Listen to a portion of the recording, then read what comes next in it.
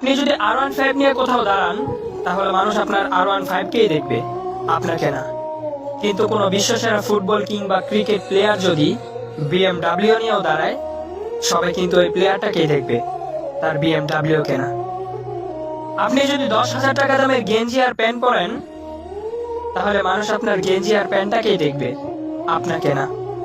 আর ওই প্লেয়ারটা যদি 50 টাকা দামের গেঞ্জিও পরে, তাহলে কেউ তার গেঞ্জিটাকে দেখবে না, সবাই কিন্তু ওই প্লেয়ারটাকেই দেখবে।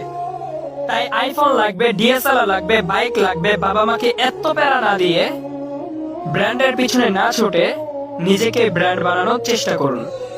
নিজেকে এমন ভাবে তৈরি করে তুলুন যাতে মানুষ আপনাকে ব্র্যান্ড বলতে বাধ্য হয়।